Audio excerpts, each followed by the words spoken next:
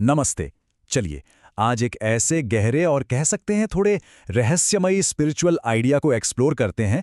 एक ऐसा आइडिया जो हमारे होने के मतलब पर ही सवाल उठा देता है।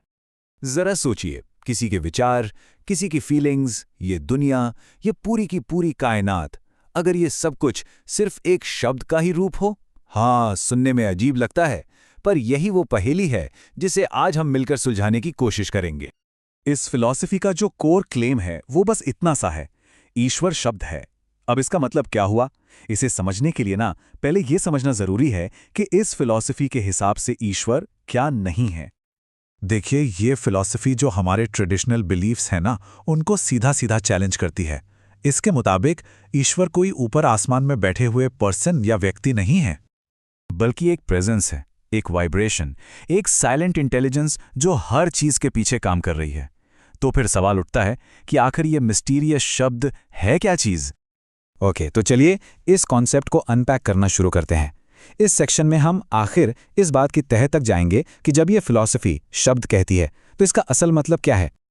तो सबसे पहले एक चीज क्लियर करना बहुत जरूरी है। यहां शब्द के दो अलग अलग मतलब हैं। एक तो वो नॉर्मल शब्द जो हम बोलते हैं, लिखते हैं, लेकिन दूसरा है वो स्पिरिचुअल शब्द जिसे हम द वर्ड भी कह सकते हैं। ये असल में रियलिटी का कोर एसेंस है, हर चीज का ब्लूप्रिंट। तो इस फिलॉसफी के हिसाब से ये शब्द क्या है? ये क्रिएशन से पहले जो बिल्कुल स्टिलनेस थी, उसमें पहली हलचल है, पहली रिपल। ये सिर्फ कोई साउंड या आवाज नहीं है, ये एग्जिस्टेंस का डिजाइन है, ब्लूप्रिंट है। ये वो फंडामेंटल वाइब्रेशन है जिससे हर चीज बनी है। और पता है सबसे इंटरेस्टिंग बात क्या है?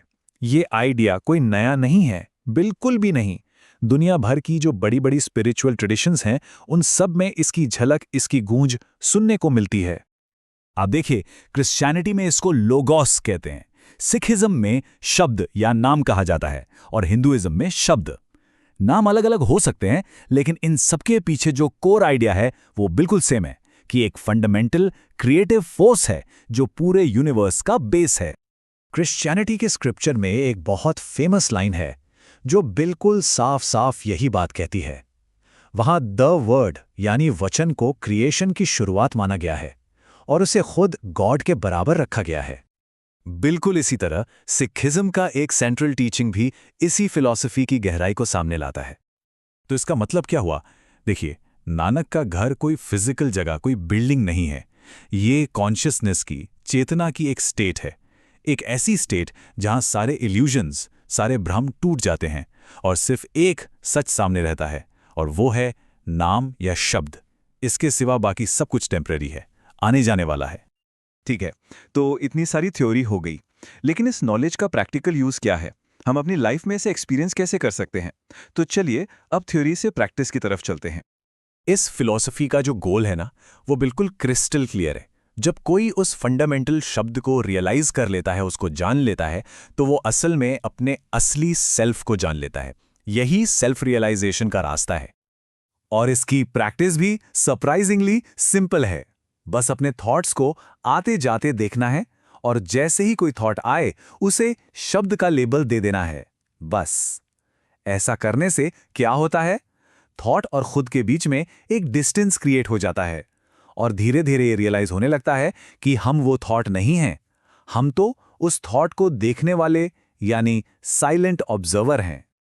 चलिए अब हम इस पूरी डिस्कशन के फाइनल पार्ट में आते हैं। यहां हम इन सारे अलग अलग आइडियाज को जोड़कर एकता की एक खूबसूरत विजन को समझेंगे।